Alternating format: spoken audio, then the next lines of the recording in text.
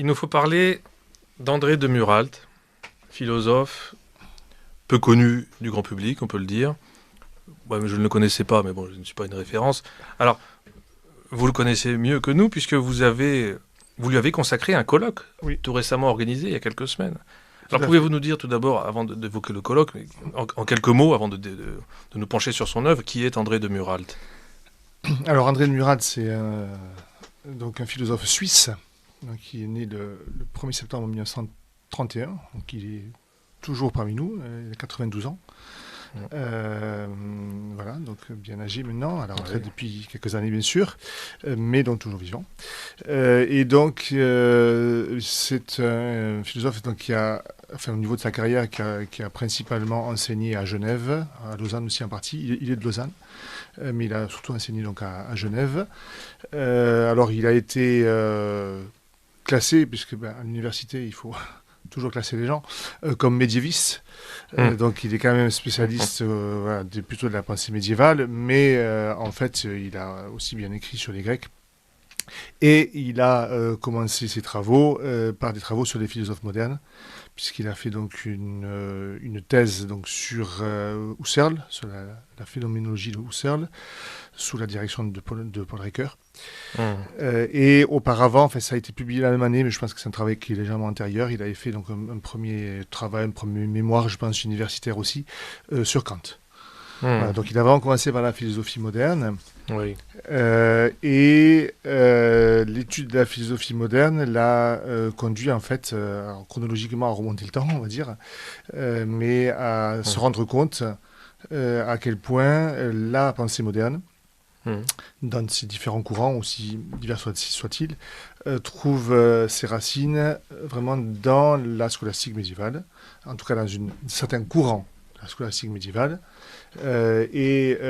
Typiquement, alors ça en soi la thèse n'est pas forcément inédite parce que ça avait bien sûr été dit avant, mais notamment donc dans les courants qui naissent dès la fin du XIIIe siècle dans la pensée du théologien Duns Scotus et dans toutes les discussions qu'il va y avoir autour de la pensée de Scott et avec les opposants qui seront notamment donc Guillaume d'Occam et ses disciples dit habituellement nominaliste, bon, ce qui est un peu une simplification, mais enfin bon, qui situe un peu les...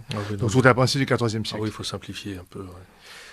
Voilà. Bon. Mais donc l'intérêt, pour donner juste une première indication très simple des développements qu'il a pu faire, c'est très clairement sur un plan de l'histoire, disons, de la pensée, c'est de faire remonter la naissance de la période moderne, en tout cas quant aux fondamentaux vraiment intellectuels, philosophiques, notamment théologiques aussi, puisque les deux sont quand même étroitement liés. Guillaume d'Occam est philosophe et logicien surtout, mais philosophe aussi, puisqu'il s'intéresse à la physique, mais bien entendu aussi, enfin théologien, il n'est pas docteur en théologie, puisqu'il n'a pas eu le grade, mais bon, il est quand même théologien. Oui.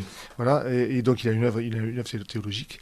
Et donc ça permet de faire remonter les racines de la pensée moderne, de la structure de la pensée moderne, disons au début du XIVe siècle, parce qu'il va se jouer au XIVe siècle, et même légèrement avant, puisque Duns Scotus est vraiment de la fin du XIIIe. Et donc là, il y a vraiment un éclairage qui est vraiment extrêmement intéressant. Déjà, alors c'est pas le tout de sa pensée, hein, mais déjà sur un plan, disons, d'histoire de la pensée, et au-delà de la simple histoire, disons, de la compréhension de la genèse de la pensée moderne et plus largement de la modernité. Ouais. Bon, très bien. Ouais, tout ça, effectivement, ce sont des sujets importants. Ce colloque, ça s'est bien passé, vous êtes content? Ce colloque, donc, il a eu lieu le 21 octobre à la Sorbonne. J'ai réussi donc à avoir une salle à la Sorbonne grâce à l'aide notamment donc, du philosophe Hervé Pasqua qui a participé, donc qui était parmi les intervenants du colloque, donc qui est professeur à l'université de Nice. Donc on a pu avoir la salle des actes à la Sorbonne et tout s'est très bien passé, donc on n'a pas eu aucun problème sur le plan pratique et aucune défection de la part des intervenants, bref, et un public qui a été fidèle toute la journée. Et voilà, donc vraiment j'étais très, très, très content, ça s'est passé le mieux que ça pouvait. Bon. Voilà, donc, d'où vous est venue l'idée, l'envie d'organiser ce colloque? Alors, l'idée et l'envie, c'est déjà en fait depuis quelques années que j'y pensais, et puis bon, les choses se sont faites progressivement. Enfin, moi, je passe sur les détails, mais il y a eu des moments où les choses se sont un petit peu débloquées. Moi, je n'arrive à rien. Puis, voilà, les rencontres ont fait que j'ai pu trouver des intervenants. L'idée, c'est tout simple. C'est que vous commenciez par là, cher Thibault. André de Muralt est très largement méconnu en France, y compris des milieux, disons, universitaires ou philosophiques catholiques, où il reste très largement méconnu. Mais oui, pourquoi? Voilà. Alors, on va y venir. Oui. Et donc, l'idée du colloque, c'était précisément de le faire connaître un peu plus et d'essayer de le mettre un peu donc, au grand jour. Et dans cette idée-là, le colloque est pour moi une première étape, mais ça n'est qu'une première étape. Donc, il y aura derrière la publication des actes du colloque lui-même. Et j'espère aussi la publication de certains écrits donc du philosophe qui n'ont, soit qui n'ont jamais été publiés en français, c'est un petit écrit, c'est quasiment unique, enfin, il y a quelques articles aussi, mais en volume, il y a un petit écrit en allemand, parce que donc, il est suisse, donc il est bien sûr francophone, mais aussi germanophone. Donc ça n'a jamais été publié en français, ni traduit ni publié, donc ça j'espère arriver à le faire traduire et à le publier. Et puis il y a aussi quantité d'articles qui n'ont jamais été repris en volume, et qui donc... j'espère aussi parvenir à les publier. Voilà, donc ça, le colloque était pour moi vraiment une première étape pour faire connaître davantage sa pensée. Ouais, le programme est très riche. Qui me semble de la phénoménologie à la métaphysique, néoplatonisme et aristotélisme, métaphysique de l'un et métaphysique de l'être selon André de Muralt. Ouais. Tiens, ça, disons, voilà, c'est intéressant, ça. Il a très clairement une veine métaphysicienne très, très, très nette, très, très claire. C'est même principalement en métaphysique qu'il a écrit. Également quand même aussi un petit peu en philosophie politique. Voilà, mais... La structure univoque de la pensée politique moderne, science moderne et nominalisme, tiens, c'est intéressant. Bon voilà, et puis quelques autres titres. Voilà, je ne vais pas tout citer, mais c'est riche tout ça. Voilà, c'est très riche. Il a surtout, il faut préciser aussi, c'est aussi une des raisons pour lesquelles, vous me posez la question, pour lesquelles donc il est pas connu. Alors il y a sans doute plusieurs raisons. Bon, d'abord il est pas français, il est suisse. Bon, il y a eu des Suisses qui ont été très connus en France, mais bon, c'est pas forcément tous. Donc déjà, ça peut expliquer en partie, même s'il a quand même fait ses études vraiment en France aussi. Donc, bon, ensuite, il est quand même, même s'il commence par la philosophie moderne, très clairement, il s'inscrit dans l'aristotélisme et le thomisme, donc principalement dans les années 80, où c'était pas forcément pas la mode. La pensée qui était le plus mise en avant au niveau des universités françaises. Bon, donc ça peut aussi quand même expliquer qu'il a été assez clairement exposé, y compris dans les milieux catholiques, où c'était pas non plus tellement la mode de saint Thomas durant ces décennies-là. Donc là, ça doit être un élément d'explication. Après, il y a peut-être eu des querelles, ça j'avoue que je n'en sais rien. Des querelles un peu d'école, ça j'avoue que je ne sais pas. Et puis bon, c'est pas forcément ce qui est le plus intéressant. Dernier élément peut-être, c'est qu'il a une œuvre publiée qui est quand même assez modeste en volume, j'entends. Enfin, publiée, je veux dire, en livre. Enfin, donc il a principalement publié des articles en revue. Certains donc, articles ont été réunis dans des volumes publiés donc, chez Vrin. Malheureusement, je crois que tous certains sont épuisés. Bon, j'espère que la librairie Vrin, enfin les éditions Vrin plutôt, en feront un nouveau tirage. Mais voilà, il y a en fait relativement peu d'ouvrages vraiment constitués. Il y en a une petite dizaine, mais c'est... oui, c'est ça. Il y en a 11, y compris donc, l'ouvrage en allemand. Et puis en comptant une traduction d'un des principaux en espagnol. Donc en fait, il y en a 10 ouvrages. Le reste, ce sont des articles.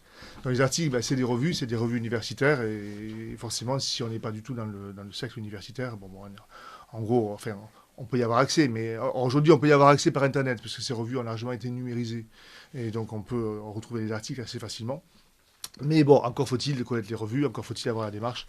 On est vraiment dans un philosophe qui a une dimension académique, qui n'est pas forcément recherchée, mais enfin, revendiquée comme, mais enfin, qui très clairement, ça s'inscrit dans une dimension académique. Il a publié des articles autres dans des journaux locaux suisses, mais qui ont une portée vraiment pour la Suisse. Bon, c'est des questions un peu politiques par rapport à de l'actualité politique suisse à certains moments, à différentes époques. Voilà, donc ça, c'est pas inintéressant, mais bien entendu, ça a une portée qui est plutôt locale. Et donc ça n'a pas forcément d'intérêt, en tout cas direct pour nous. Sinon, le reste, c'est vraiment une œuvre académique, en effet. Donc ça explique déjà qu'il ne soit pas connu du grand public, parce que bon, c'est quelque part, c'est pas possible, je voudrais préciser, il y a un côté quand même aussi très technique, bien entendu, de cette pensée. Donc on est vraiment dans la philosophie au sens, je dirais, pur et dur, si je puis dire. Ouais. Voilà.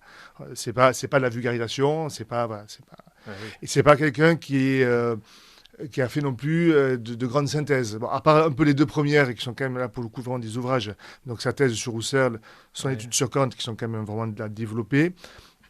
Le reste, même les ouvrages publiés, en fait, sont en général des collections d'articles à la base, qui a parfois un peu remanié, un peu réécrit pour l'ouvrage, mais qui à la base sont des articles. Je pense à un des ouvrages majeurs qui est L'enjeu de la philosophie médiévale, qui justement montre ce que j'évoquais tout à l'heure, comment la pensée moderne s'ancre vraiment dans vraiment ce qu'il avait appelé les structures de pensée qui se mettent en place donc à partir de la fin 13e et 14e siècle.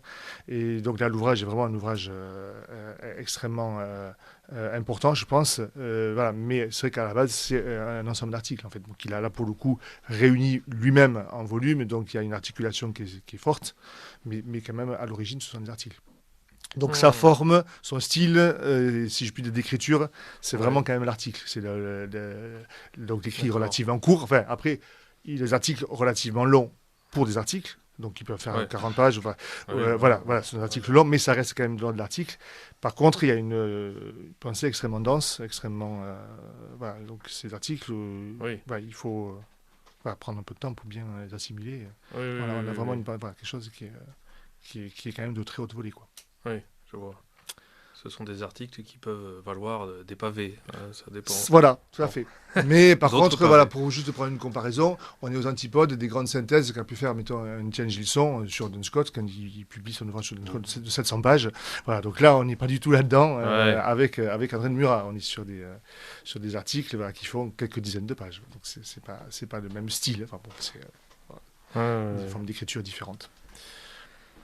Oui, alors on ne trouve pas grand-chose, même sur Internet, sur André de Murat. Il est surtout présenté comme un spécialiste de la phénoménologie husserlienne. Husserlienne, on dira plutôt. Husserlienne, oui. Husserlienne. Alors oui, pouvez-vous nous en dire quelques mots ? Comment présenter ce concept forgé par Husserl comment le présenter en quelques mots ? Alors, donc la phénoménologie de Husserl, alors déjà, il faut dire que c'est l'un des courants majeurs de la philosophie au XXe siècle. Ça c'est déjà, et qui reste encore vivant aujourd'hui. Enfin, il y a encore beaucoup qui se revendiquent de la phénoménologie. Alors, elle a connu pas mal d'évolutions, bien entendu. Le terme lui-même n'est pas inventé par Husserl, puisque c'est le titre du premier ouvrage publié de Hegel, la phénoménologie de l'esprit. Voilà, donc Husserl va reprendre ça de manière différente. Je ne sais plus la date de publication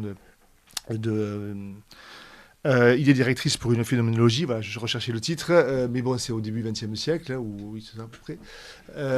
Et donc là, la phénoménologie, c'est quoi ? C'est une philosophie qui s'enracine dans le cartésianisme, très clairement. Donc il y a une sorte de retour de Husserl à Descartes. Retour à Descartes, ça veut dire retour par-dessus Kant. Voilà, donc on est vraiment dans les querelles donc, au sein de la philosophie moderne.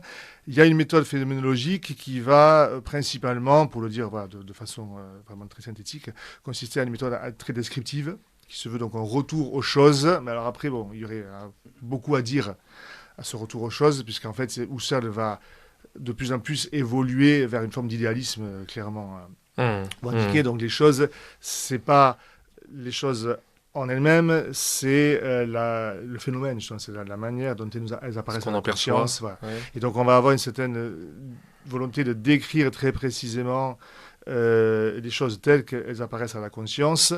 Et à partir de là, essayer de dégager justement la structure de cette conscience et la structure de notre pensée, de façon à arriver. C'est vraiment l'ambition de Husserl qui a commencé par des études logiques. C'est d'abord un logicien, Husserl, puis il évolue donc progressivement vers une sorte faire cette phénoménologie qui même évolue vers une sorte un peu de métaphysique. Et l'ambition, c'est vraiment de refaire de la philosophie une science. Donc, c'est un des titres... j'ai pas le titre exact en tête, mais je crois que c'est la philosophie comme science exacte, je crois. C'est une conférence de Husserl qui trace un peu le programme et l'ambition de ce penseur. Donc, qui meurt en 1900 38, mais qui vraiment a marqué, bon, c'est le maître de Heidegger, c'est le maître, voilà, enfin, donc il a vraiment été une figure absolument essentielle de la pensée allemande, bien entendu, et au-delà, donc occidentale, au XXe siècle. Bon, très bien. Alors, Muralt, quant à lui, pourquoi est-ce que son œuvre est importante, selon vous? Alors, son œuvre est importante, selon moi, en effet. À deux titres. Bon, j'évoquais tout à l'heure, je commençais par évoquer le fait que, disons, sa méthode donc ses analyses conduisent à une certaine donc, lecture de l'histoire de la philosophie, mais en fait, son ambition va plus loin. En fait, donc, sa philosophie, elle va être fondée sur principalement, disons, deux concepts, deux notions. D'abord, il va mettre en œuvre systématiquement la notion d'analogie, qu'il défend contre certaines interprétations d'Aristote comme étant pleinement aristotéliciennes. Avec donc, bon, il y a deux formes d'analogie, je ne veux pas rentrer dans le détail, c'est tout de suite assez technique, hein. L'analogie de proportionnalité, l'analogie d'attribution, bon, on tombe dans des distinctions qui sont vraiment très techniques. Voilà, qu'il justifie très bien, enfin, il montre très bien qu'elles sont en effet présentes donc, chez Aristote. Et il va donc appliquer ceci aux philosophies, à partir d'une autre notion qui, là, pour le coup, n'est pas aristotélicienne, qui lui vient, alors ça reste un peu une hypothèse de ma part, parce qu'il faut aussi que j'approfondisse certains aspects de sa pensée, qui potentiellement peut-être lui vient de la phénoménologie, mais c'est une hypothèse de ma part, je ne le certifierai pas, qui est la notion de structure de pensée. Donc ce qu'il entend par structure de pensée, c'est dire qu'une philosophie, bien sûr, elle a des thèmes donnés, elle a une certaine logique, mais elle va s'inscrire dans une certaine structure qu'on pourrait dire enfin, à la fois logique, mais c'est plus que logique, c'est même métaphysique, en fait, qui va vraiment la structurer en profondeur. Et c'est des structures, enfin, elles sont diverses, il y en a un certain nombre, mais elles peuvent quand même être ramenées à deux fondamentales, qui est donc la structure de pensée, donc proprement métaphysique au sens propre du terme, qui est donc la structure de pensée aristotélicienne, enfin en tout cas celle qui est mise en œuvre pour la première fois et de façon déjà bien sûr très poussée par Aristote.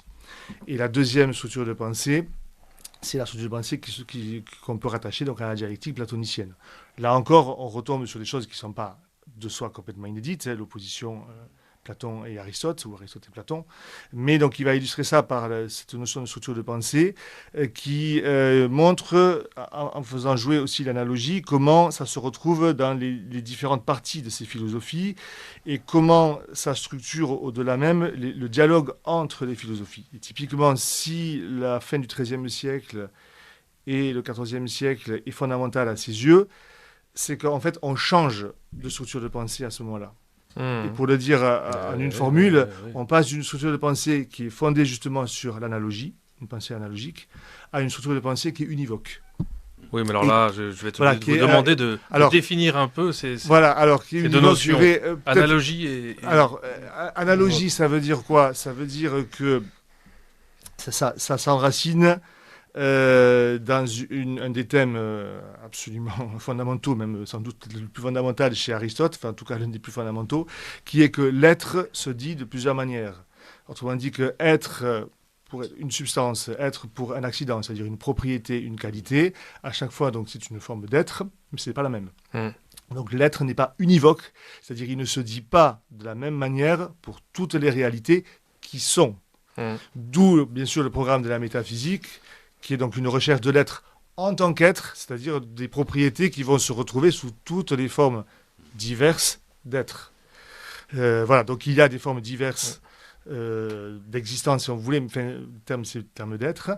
Elles ont au moins en commun toutes d'être de l'être, justement, d'être quelque chose de réel, d'existant. Et donc il doit y avoir en effet des propriétés qui sont communes, et ça c'est en gros le programme de la métaphysique. Qui recherche de l'être en tant qu'être, chez Aristote. Donc il y a la structure de pensée qui sera opposée à ça, c'est la structure de pensée univoque, qui va dire que justement l'être se dit d'une seule et même manière. Et ça typiquement on va le trouver par exemple illustré chez Duns Scott, avec la fameuse doctrine scottiste de l'univocité de l'être. Donc il y a une même compréhension de l'être, par exemple pour la créature et pour le créateur. Et donc, comment on va distinguer les deux? Eh bien, Scott va là utiliser l'opposition entre le mode infini et le mode fini. Infini pour le créateur, pour Dieu, et fini pour la créature. Mais la notion d'être est en fait la même pour l'un et pour l'autre. Donc là, on tombe sur une compréhension de l'être, parce qu'on est avec des métaphysiciens. Donc forcément, mais il n'abandonne pas la distinction entre accident et... Alors si, il la maintient, Si. mais Ouais. bon, voilà, pour le coup, là, il faudrait avoir rentrer dans des choses qui seraient très complexes. Disons qu'il va vraiment quand même défendre Scott, la question de nivocité. Je prends juste un autre exemple pour illustrer ça et pour illustrer très simplement l'importance de ça. C'est que une pensée univoque typique, ce sont les mathématiques. Et donc, si la science moderne est une science qui repose fondamentalement sur la mathématisation, justement, dans l'approche de la nature, c'est qu'il y a un ancrage derrière qui est quand même, qu'on peut faire remonter à la métaphysique, qui est précisément l'idée de la science, pour qu'il y ait science, il faut qu'il y ait une pensée univoque. D'accord. Voilà. Et donc là, on tombe dans une conception de la science qui est différente de celle d'Aristote et qui décide, dans une assez large mesure en tout cas, de la pensée moderne. Alors, après, qui va s'illustrer de manière différente selon les différents courants de la pensée moderne, qui bien sûr s'opposent aussi entre eux sur certains points. Mais d'après en tout cas André de Muralt, repose quand même sur une structure de pensée fondamentale qui est en fait la même. Donc l'opposition entre les différents courants joue sur une forme de communauté et qui les oppose par conséquent toutes à l'aristotélisme. Voilà. Et donc est-ce qu'il établit un lien entre cet aspect de la pensée de Duns Scott et le nominalisme de Guillaume d'Occam? Alors oui. Il y a une logique. Il y a un lien qui est direct, mais qui est un lien d'opposition typiquement. C'est-à-dire qu'Occam, ce qu'il va donc refuser, une des personnes auxquelles donc, il s'oppose, c'est Scott. Bon, bien sûr, il y en a beaucoup d'autres, mais qui sont moins connus, qui étaient des contemporains. Mais quand même, il y a Scott est un des maîtres importants auxquels il s'oppose, alors, sur plusieurs points. Alors, notamment, là aussi, tout de suite, c'est assez complexe. Disons sur ce qu'on appelle donc la noétique, c'est-à-dire la compréhension de la pensée et de ce qu'est donc la connaissance. Donc, le nominalisme, ça va être donc le refus qu'il y ait donc des universaux. Donc, c'est-à-dire que nous, pour un Occam, il faudra revenir là-dessus. Voilà, nous ne pensons pas de façon réellement universelle. La querelle des universaux. On est en plein dans la querelle des universaux. Et donc là, il y a une opposition, en effet, qui se joue directement avec Occam. Je ne sais pas ce que vous en pensez, frère Thierry, mais pour moi, le nominalisme, c'est le début de la fin. Rochelin, Vraiment pour schématiser. Oui, mais... Vous n'êtes pas nominaliste, rassurez-moi. Non, mais attendez. Par contre, Bon, continuons avec Guilhem, parce que nous n'avons plus beaucoup de temps pour évoquer sommairement cette œuvre et l'importance de cette œuvre d'André de Muralt. Disons qu'elle est... je pense que voilà, elle a une importance parce que elle donne... en fait, elle fait comprendre, tout simplement. C'est ce qui est le propre, quand même, la vocation d'une philosophie. C'est qu'elle donne... il arrive à donner, si vous voulez, une logique... je reviens à cet exemple-là qui est éminent, mais ce ne serait pas le seul. Hein. Mais bien sûr, ça nous concerne quand même au premier chef. Vraiment la logique, typiquement de la modernité. Pourquoi il y a ces courants-là? Pourquoi il y a ces oppositions qu'on peut jouer? Pourquoi il y a un Descartes? Pourquoi il y a un Kant? Pourquoi? Alors, bien entendu, c'est pas déterministe. Donc, il aurait très bien pu ne pas y avoir Kant. Parce que il faut aussi la personne humaine qu'était Emmanuel Kant pour développer la pensée de Kant, bien entendu. Mais néanmoins, Kant n'arrive pas par hasard, quelque part, bien sûr, il s'inscrit dans une configuration intellectuelle par rapport à laquelle il réagit et par rapport à laquelle il développe ses propres principes et ses propres thèmes. Et ça, donc il y a quand même une logique qui n'est pas déterministe, ce qui serait, ce serait faux, qui n'est pas déterministe, mais quand même, c'est pas non plus le hasard. Voilà. Le développement de la pensée moderne obéit à un certain mouvement qui a une cohérence, qui a une certaine logique interne. Et ça, typiquement, les analyses d'André de Muralt le fait très bien ressortir. et de façon vraiment très forte, à mon sens. Et vraiment, ça fait comprendre. Enfin, moi, j'ai découvert André de Muralt en 2002, ça je me rappelle très bien, la publication de son ouvrage sur l'unité et la philosophie politique de Scott et Occam au libéralisme contemporain. Donc un ouvrage publié aux éditions Vrin en 2002. Je l'ai tout simplement trouvé sur la table chez Vrin et je ne connaissais pas André de Murat avant ça. Et la lecture de cet ouvrage, pour moi, a été extrêmement éclairant. Enfin, là, pour le coup, sur le plan de la pensée politique. Dans les oppositions, mettons, entre, je sais pas, un Hobbes, un Rousseau, un Locke, un Rousseau, jusqu'à, parce que ça prend la pensée politique, mais aussi la pensée morale, la pensée d'un Sartre, par exemple. Enfin, tout ça, il en donne en effet un éclairage, et tout d'un coup, ça devient parlant, enfin, voilà, on comprend. Et donc là, moi, il me semble en tout cas que ça fait comprendre. Ça a été mon expérience, et faire connaître André Murat, ce serait un peu partager ça, non pas par ma voix à moi, mais par sa voix à lui. Ouais. Voilà, donc ce que moi j'ai éprouvé, ce qu'il m'a semblé à la lecture de cet auteur, j'aimerais que d'autres le fassent aussi. Ouais. Voilà. Et alors, bon, une question un peu pour finir, mais alors vous l'avez déjà un peu évoqué, mais vraiment, en quoi pour vous principalement cette œuvre d'André de Muralt est utile pour aujourd'hui? Alors, elle est utile pour aujourd'hui parce que, alors, je vais rajouter, donc, parce qu'elle donne cet éclairage sur la pensée moderne, ça j'y reviens pas, je viens de le dire. Au-delà, parce que elle montre comment est cette pensée-là, et par conséquent, au-delà de toute pensée, en fait, a un enracinement en effet métaphysique, que dont, par exemple, la fin de la métaphysique, dont on nous bassine, si vous me passez l'expression, depuis quelques décennies, vraiment dans les cercles philosophiques, est en fait un leurre, et que derrière, il y a toujours une forme de métaphysique, alors qui peut être explicite, ou qui peut rester implicite, bien entendu, mais qui quand même, quelque part, gouverne un peu ces positions-là. Et donc ça, c'est bien sûr extrêmement important. Et il donne aussi, en tout cas, il dessine une manière justement d'arriver à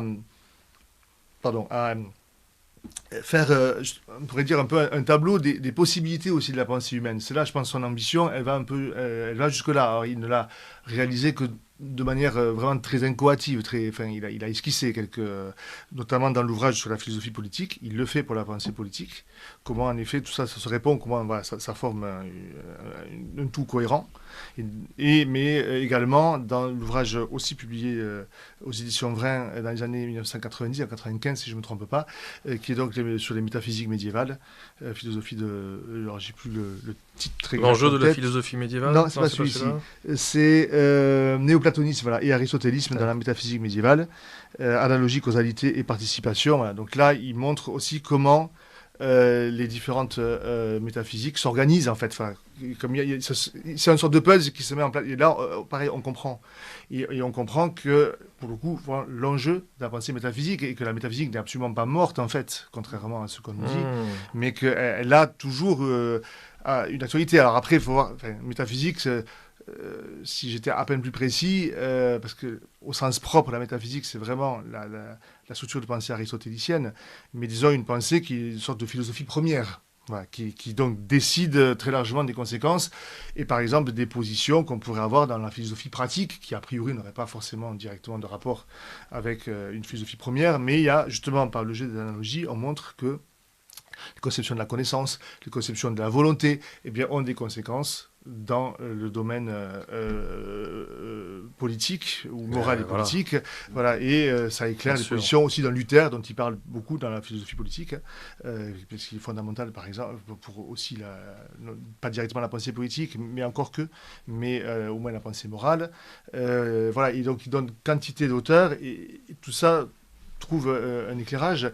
Il nous fait comprendre que donc, la métaphysique, en fait, l'abandonner, en fait, quelque part, c'est pas possible, sauf à renoncer vraiment à penser. Bon. Donc là, ça donne, si vous voulez, vraiment quand même l'idée qu'on peut renouer ou continuer, en fait, cette aventure de la pensée philosophique, dans ce cas-là le plus profond, par-delà toutes les critiques qui ont pu en être faites, par-delà toutes les déconstructions contemporaines, qui, en fait, se révèlent relativement peu de choses sur le plan intellectuel. Je dis bien sur le plan intellectuel, parce qu'après, sur le plan Hum. social subversif, c'est une autre paire de manches. Voilà. Mais sur le plan intellectuel, ça se ramène en fait à relativement peu de choses en fait. Ouais. Voilà, à l'aune de la grande pensée, on va dire philosophique, qui trouve son origine chez les Grecs.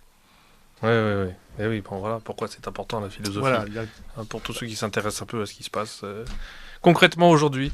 Bon, et alors la parution des actes de ce colloque, vous avez une idée de la date alors à peu non, près? j'ai pas encore une idée de date, ça c'est trop tôt. Quelques mois, bon, peut-être. J'espère dans le courant 2024, mais Ah, là oui. je peux pas vous dire plus précisément.